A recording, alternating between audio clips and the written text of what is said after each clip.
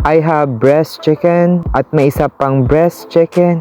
Yamati ko to sa chingkudul. In this video guys, tara samahan nyo ako upang maghanap ng jowa.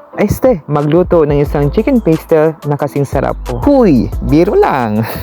Ang gagawin natin guys, pakukuluan natin yung matigas mong puso. Yung frozen chicken upang lumambot ito ano. At para na rin hindi tayo mahihirapan sa pag-fingerling, sa paghihimay nito nang sa ganun lalong sumarap. At pagkatapos ng 24 oras lumambot na rin yung matigas mong puso. Tara, i-fingerlink na natin yan. Himayin na natin yan. Let's go!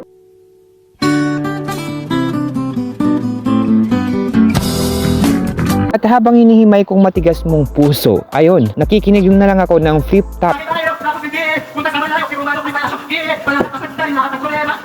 O wala kayong naintindihan, no? Ako din. At pagkatapos ng 10 taon natapos rin natin ang paghihimay ng ating manok. And of course, meron tayong ditong ginger from Germany, onion from La Union, and garlic galing sa mga Arabic. At samahan na rin natin ng aswete from Malate.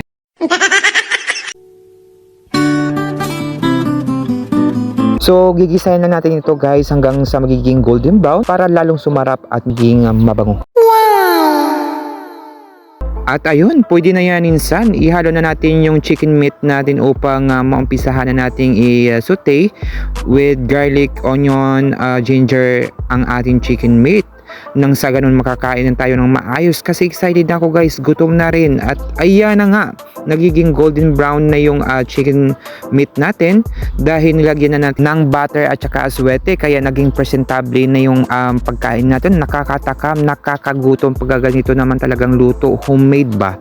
Kasi madalas lang tayong kumakain sa labas, hindi na natin napipili yung mga luto natin. Kaya sa araw na to, dahil day off naman natin, may chance tayo upang magluto ng gusto nating pagkain na ulam. Kaya tinikman ko na insan at na-disappoint ako insan kasi sobrang alat na yun insan. Kaya ang ginawa ko insan dinagdagan ko ng konting asukal at konting mantika nang sa ganun maibsan yung sobrang alat insan.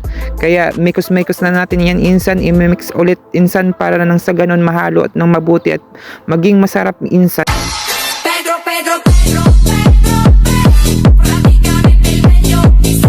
At tara na guys, at tikman natin ulit ang ating niluluto.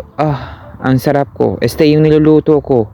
At nang sa ganun guys, nakuha rin natin yung tamang timpla. Medyo maalat, medyo matamis. Napakasarap mo.